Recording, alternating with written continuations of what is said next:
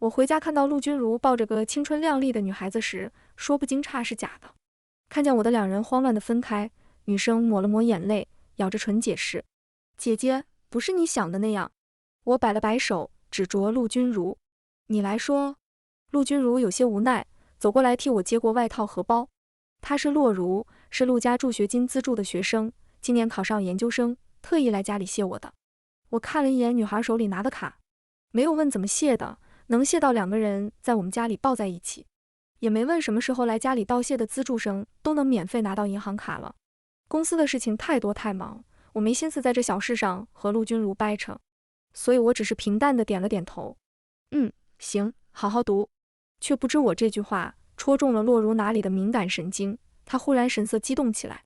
沈总，你不要用那样的眼神看我，我不是为了钱来的。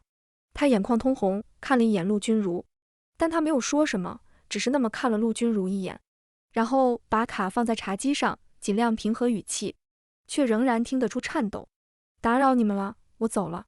她大步流星地从我身边走向大门，到了门口，又回头看了一眼。年轻女孩眼神里带着藏也藏不住的悲伤落寞和爱慕崇拜。陆君如叹了口气，从茶几上拿起卡追了出去。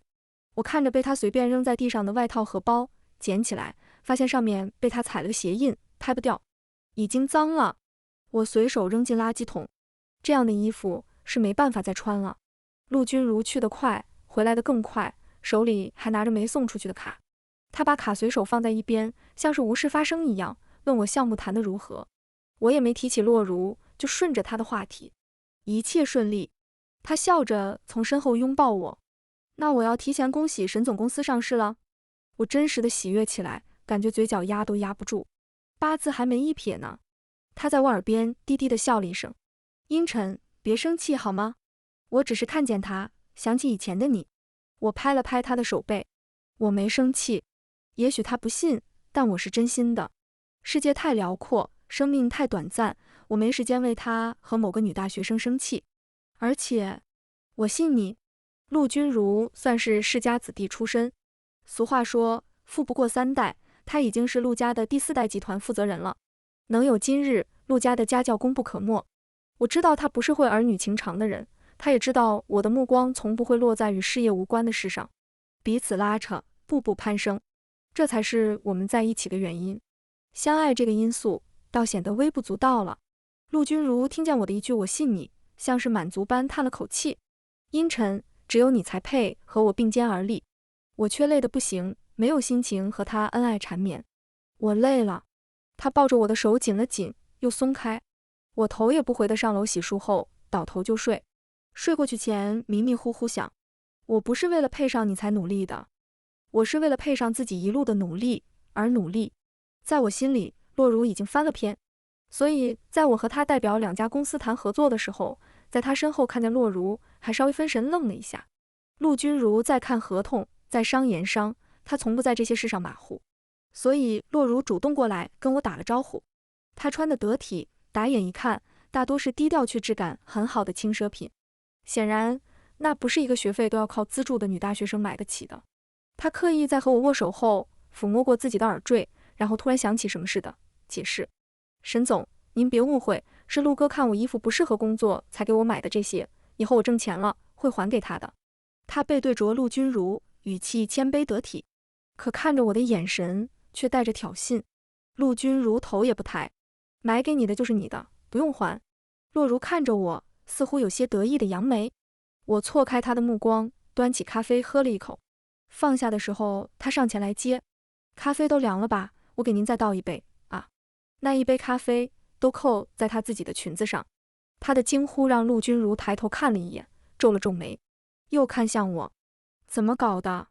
我轻描淡写：“这不是横店，洛小姐，而且这种剧情已经不流行很多年了。”在他委屈回头的时候，我补了一句：“会议室有监控，要我调出来看看这咖啡怎么到你身上的吗？”他的表情僵住。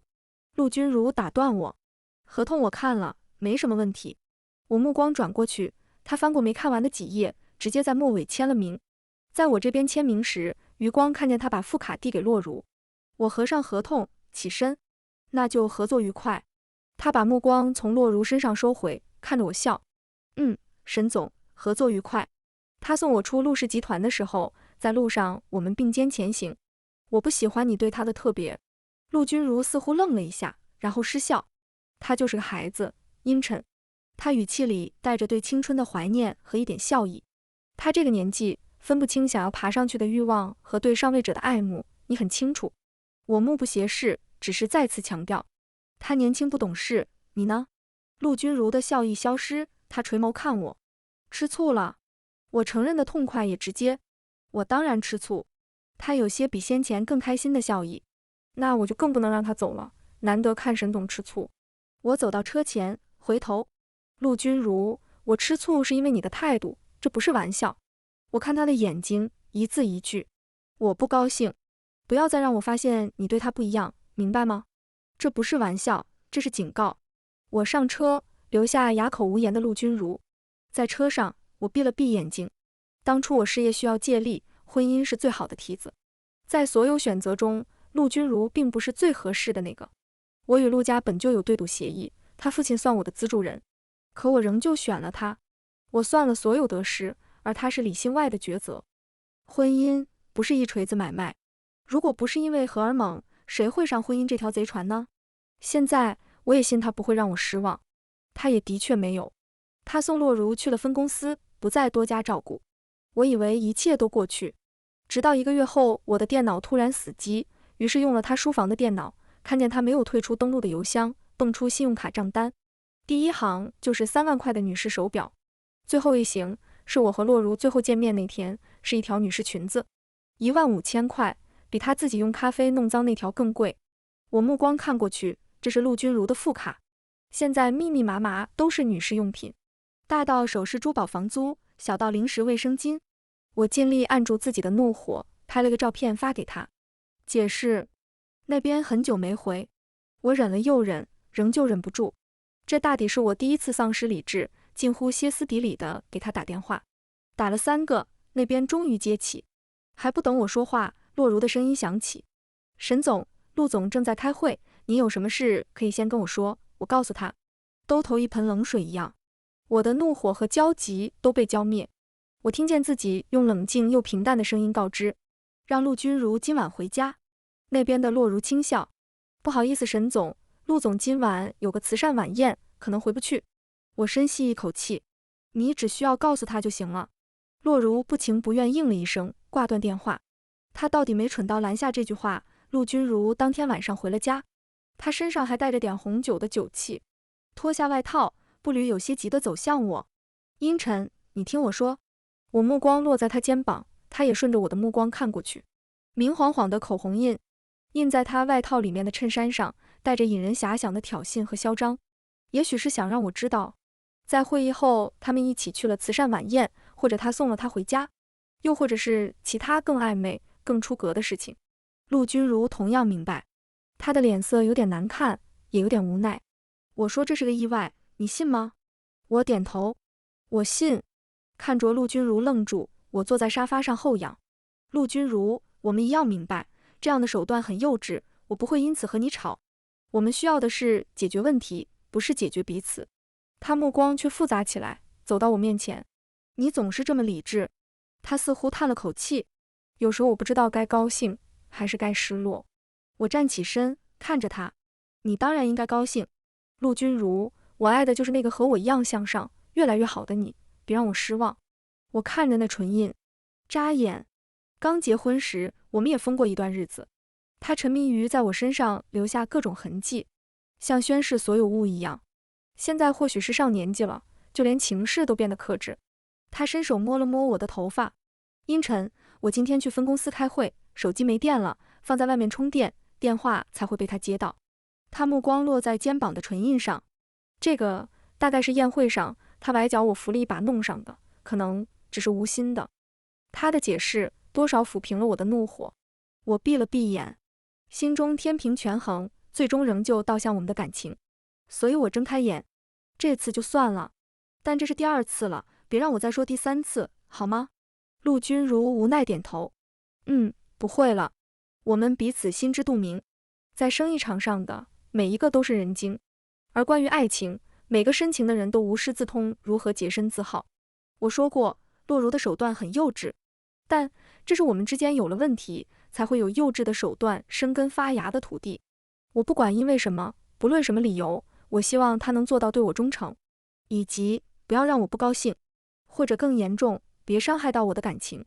我允许他这么做1次、2次，但不允许第3次。如果他向下滑落，我没信心会去伸手拉他。我的公司上市在即。他解释了，我就信，我的时间不能用来浪费在老公有没有说谎上。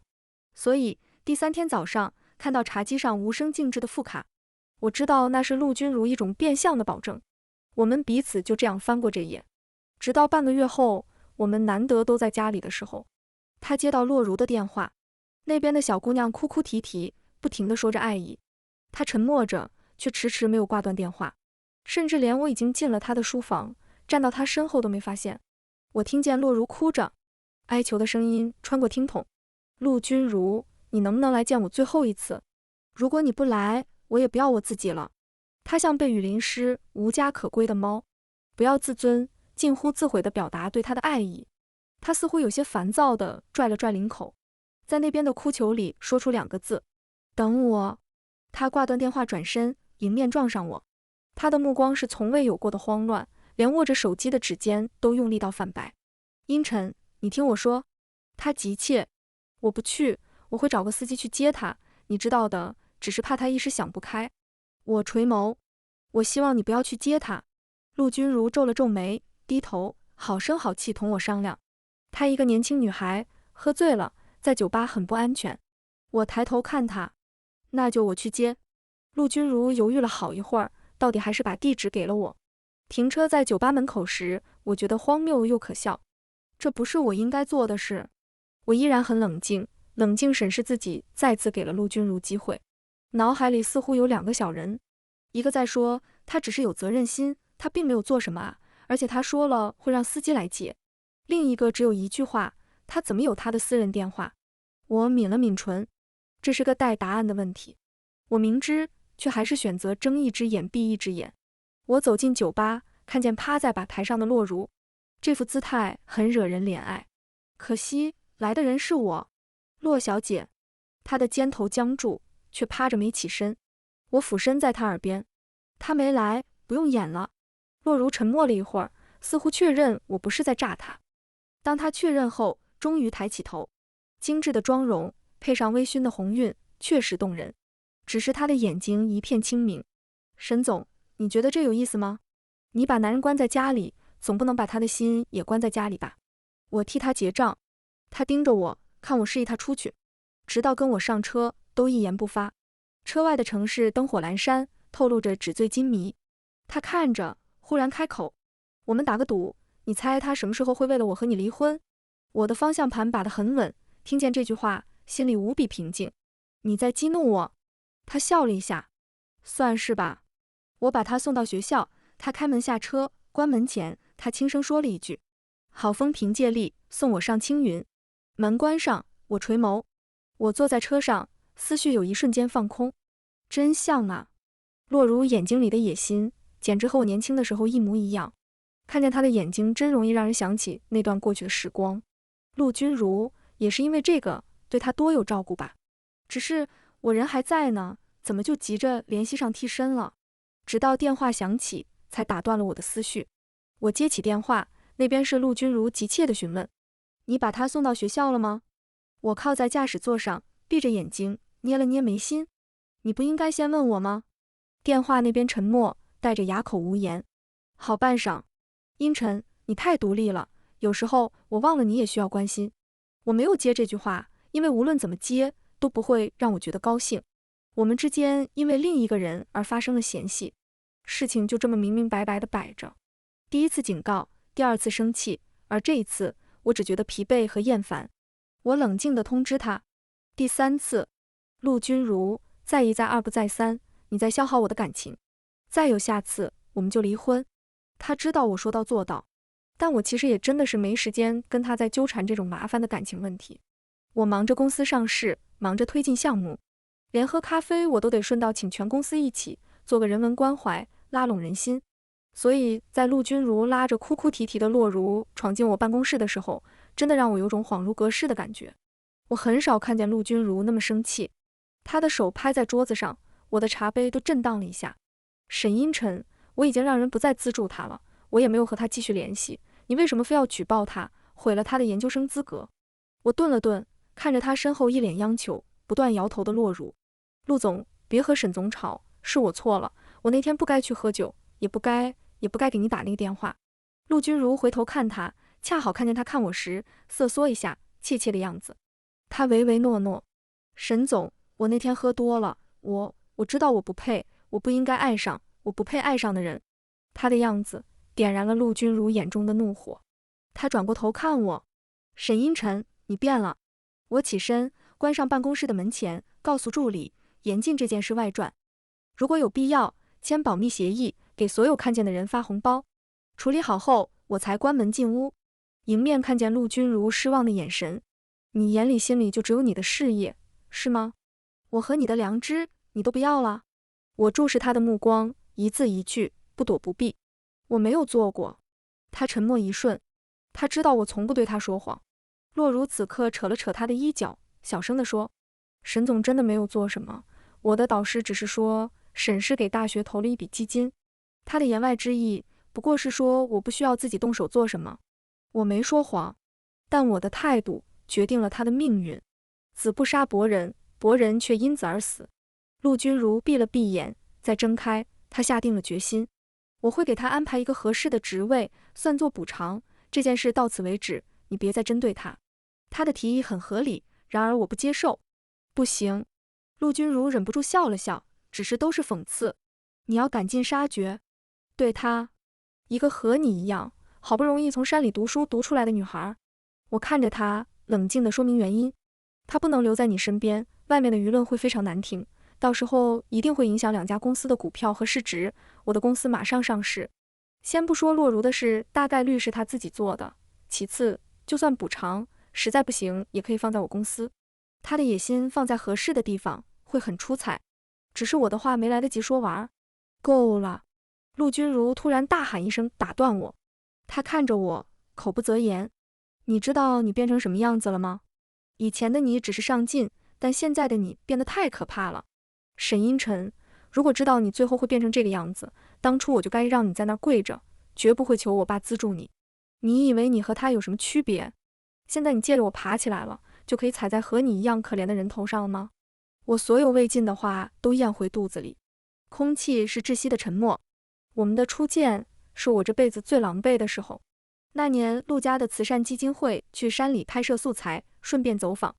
我趁人不注意，躲在车的后备箱，直到车停在陆家的公司，我才出声，吓了所有人一跳。在他们商量是报警还是把我送回去的时候，我看见集团门口有个气势不凡的男人。我冲了过去，跪在地上，死死抱住对方的腿，求他帮我。我甚至厚颜无耻威胁，他不帮我，我就一直跪在这儿。我把那个人气笑了。他让保镖把我拉走，可车里一个少年却拦住了。那个少年是陆君如，那个男人是陆君如父亲。后来陆君如劝他父亲资助我。在我读完大学，我想创业，和陆家签了对赌协议。再后来就是摸爬滚打，还了钱，公司走上正轨，和陆君如结婚，直到今天。当年的狼狈，陆君如从未提起，这是他第一次说出口，却是为了另一个人去撕扯我的伤口。我看着陆君如发白的脸色和他匆匆想要走过来的姿态，笑了一下。你随便说。他脚步停下，怔怔看着我。我心中平静。陆君如，我当年跪下就是为了以后能站起来说话。我从不觉得那是耻辱，只有你那么觉得。人什么都没有的时候，就要把自己扔上赌桌。我坐在办公桌后，双手交叉，笑着。你做得很好，陆君如，你成功让我下定了决心。等公司上市的事情结束，咱们离婚。陆君如刚才发白的脸，此刻又黑了起来。离婚？你要跟我离婚？我点头。我之前不是说了吗？再有下次，我们就离婚。而且现在闹得这么难看，还有必要继续下去吗？他咬牙切齿，手撑在办公桌上。是你做错了事，为什么要惩罚我？就算惩罚，我说错话，你可以打我骂我，但你怎么能说提离婚就提离婚？我无动于衷，我不为没做过的事解释。他身后的洛如捏着衣角，小心翼翼。沈总，你不能公司上市了，不需要陆总了，就要换人了吧？他这句话说完，陆君如脸更难看了。他咬牙切齿，是吗？我在你眼里已经没价值了，你要换个梯子继续往上爬。我靠在椅背，看他恼怒。我不知这恼怒里几分因为我，几分因为男人的自尊心，也懒得知道。女人为什么不能借助婚姻向上攀爬？我没出轨，没挥霍，没犯法，我只是在有限的条件里选择能让自己走得更高的路，有什么错？我身体前倾，拉住看着我眼神复杂的陆君如领带，迫使她靠近。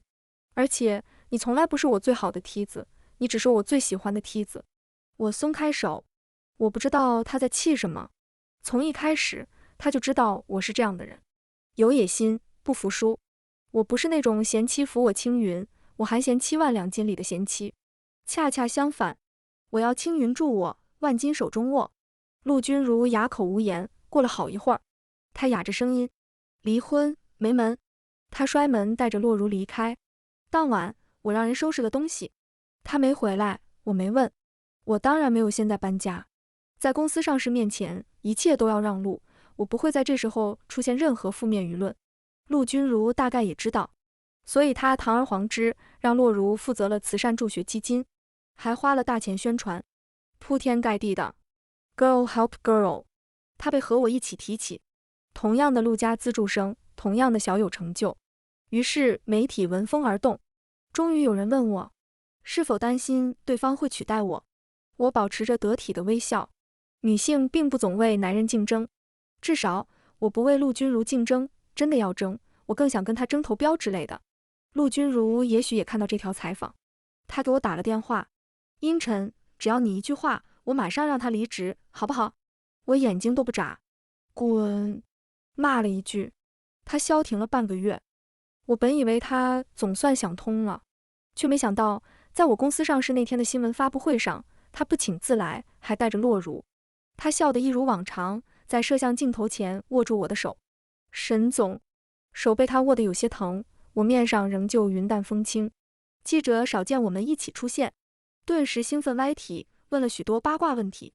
只是在提起最近2家合作时，洛如接了话。满场寂静，我轻咳。陆总怕我误会，特意让我多接触一下洛小姐。气氛骤然轻松。面对打趣和洛如不甘的目光，我轻描淡写把话题引回正题。采访终于顺利进行。陆君如从刚才开始就沉默着，她并没乱说话，只是一直看着我。直到有个记者问她为什么带洛如来，她笑了一下，带她看看什么样的女人才能走得这么远。我看着她，她眼睛里有欣赏，也有自嘲。采访结束，她在休息室抱住我，阴沉，我们不吵架了好不好？吵架？我失笑，推开她，我可没空和你吵架，而且，陆君如，我是认真的。看着她的眼睛，我不是说了吗？再一再二不再三，你犯了4次，我真的没理由原谅你。我们再次不欢而散。他离开时，公然和洛如一起坐一辆车。我看着记者们的眉毛官司，也有些疲惫。算了，只要面上功夫过得去就算了。我以为多少会闹出一些风言风语，可秘书去处理时，那些记者却已经有志一同当作无事发生。这种情况大概率是有人已经处理过了。至于是谁，显而易见。虽有这么一点风波，但有惊无险。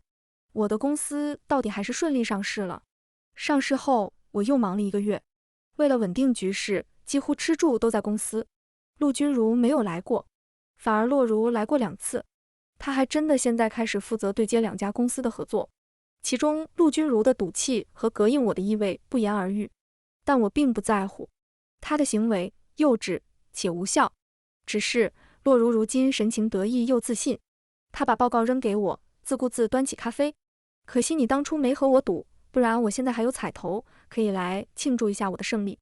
他说的是那晚，他说要打赌，我和陆君如多久会因为他而离婚。只是我没心思说这些。看着他的报告，我皱了皱眉，数据错了。他愣了一下，似乎没想到我忙着上市，却还记得这么一个项目里其中一个微小的数据。我把报告退还给他，还差得很远。骆小姐，你研究生都不读了，千方百计进了陆氏集团，不会就这种工作水准吧？他脸红一阵白一阵，最后用力拿回报告。你少抓着一点错不放，你根本就是嫉妒我抢走了你老公。我被他这样可笑的话逗得发笑。骆小姐，如果你现在有一家比我大的公司，或者取得了了不起的成就，考了博士，我一定会很羡慕。我看着他，我一向羡慕嫉妒他人的成功，并且无比希望自己得到同样的成功。他咬牙，我成功了，你们就要离婚了。我失笑，摇了摇头。得到一个男人，那可不算成功。洛如有些生气，很快又平静下来。他喝了口咖啡，随你嘴硬吧，反正他这青云梯我是要定了。他带着嘲讽看我，你不也是这么爬上来的？现在装什么？我知道，我和他说不通，我也没有闲心和他说千里之行，基于跬步，更没有那个好心提醒他，他如今的一切都靠陆君如，就像空中楼阁，摇摇欲坠。不好意思，我倒也不是什么圣人，每个人都得为自己的选择负责，所以我只是笑了笑。至少我没有不道德，也没用花费毕生演技装一朵小白莲，却现在没有一点名分。他脸有些绿，站起身，道德能值几个钱？沈阴沉，等你离婚，你的一切都会是我的。他提醒我了，当天我就让律师进行财产分割，并且邮件通知他那边配合。我的邮件发出1个小时后，陆君如赶到我办公室，他不可置信，你真的要和我离婚？我有些疑惑，不是之前就说了吗？怎么搞的，好像第一次听说一样。他握着拳头，我说了，我不离婚。我笑了笑，我看你已经在给洛如铺路了，梯子上站不了2个人，我赶紧给你们腾地方啊。他听见梯子2个字的时候闭了闭眼，咬了咬牙，睁眼看着我。我和他没有一点关系。沈阴沉，你就看不出来吗？我只是想让你跟我服个软。他眼眶有点红，我就想让你哄哄我，不行吗？我感觉听了个笑话，你用一个人来让逼迫我跟你服软？算了吧，陆君如，你明知道我不高兴，我也告诉你我不高兴，可你呢？在他慢慢变得不安的表情里，我轻声说，我是理智，不是不会伤心，是你先忽略了我的情绪。陆君如，你说的好像我不爱你。我看着他，可明明恃宠而骄，步步紧逼的是你。他终于慌了。我很少这样说话，上一次是他向我求婚后，我想了一夜，和他说了许多，决定和他在一起。这一次，我决定和他分开。他眼神哀求，阴沉，我和他真的什么都没有，我再也不见他了，好不好？我只是怕你真的不在乎我。阴沉，我错了。我摇头，他还在道歉。我不该怀疑你，我爱你的，阴沉，我只爱你。也许吧，爱还是爱，但过不去就是过不去。他不同意，我这边依旧在做清算和分割，毕竟我们的婚姻里对彼此都太过熟悉，很多事问他和问我其实没什么区别。但陆君如不肯接受现实，他辞退了洛如。他说他查过了，研究生的事是洛如自己匿名举报了自己。我关了他长长的道歉信息，我说我没做过，我也不需要谁的道歉。至于他怎么做，我也不在乎。只是那天下班，我被洛如堵在公司门口，他看着我，我到底哪里不如你？外头阳光正好，他站在那儿，却像是淋过倾盆大雨。他抖着嘴唇，他想要爱，我可以演给他看，我哪里不比你这样冷冰冰的样子好？我挡了挡日光，我那么多优点，你为什么非跟我比这个？看着他，我勾了勾嘴角，漫不经心。怎么，别的比不过？他身体颤了一下，低头，再抬头，下唇上是深深的牙印。他的眼神中都是偏执。我没有错，我没赢，但你一样输了。沈阴沉，你开挂一样的人生，照样因为我离婚。我挑了挑眉，开挂？谢谢，很好的赞美。我喜欢别人觉得我的人生完美，那是对我一路荆棘的奖赏。但我也不会沉迷于此，因为向上的路没有尽头。他咬着牙，你知道吗？我真讨厌你这样子，凭什么你运气那么好？凭什么你什么都没做，陆君如就要死要活的喜欢你？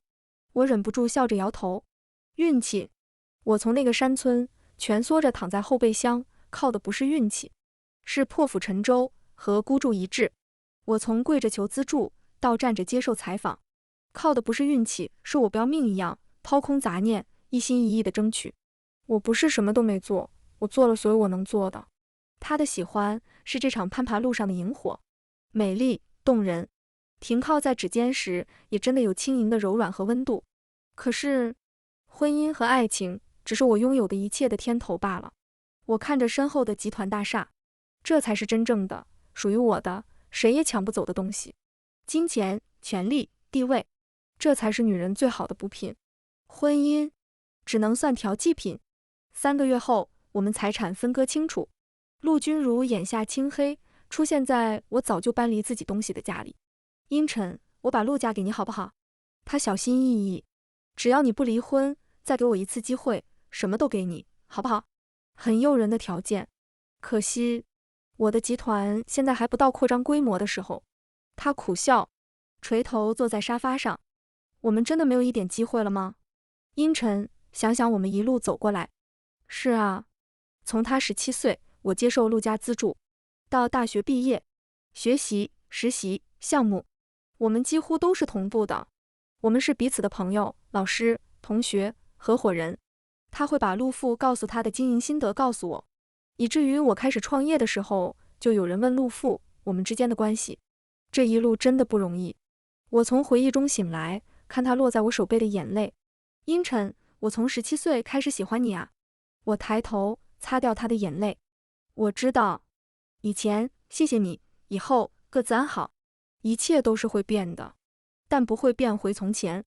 陆君如，我提醒过你的，我给了你很多次机会，我也同样爱你啊。可是，我真的不能让你伤害我。再一次。最后，他抖着手，还是签了离婚协议书。看着被封存带走的离婚协议书，他坐在沙发上。我以为我们会在一起一辈子。我没有说话。陆君如哑着嗓子，我们以后还能联系吗？可以做朋友吗？他看着我，眼神里有着期待。我收回目光。以后作为合作公司的负责人，当然可以联系。我知道他的意思，只是过去的就应该过去，藕断丝连没什么好处。离婚后，股市稍微动荡了一下，却也很快平稳。公司发展的按部就班，我也终于腾出手，设立了女性扶持基金。无论是创业、读书还是看病，都可以申请扶持。基金会有专人打理和监管。这件事我做的不低调，反而很高调，因为只有高调，才能让需要帮助的女性知道。而且，我也没什么见不得人的。陆君如知道后没说什么，只是让人捐了钱给基金会。我们如今偶尔还是见面，毕竟2家公司仍然在合作。他也试图再次追求我，只是被我拒绝。破镜重圆只有2种可能，要么从来没破，要么根本没缘。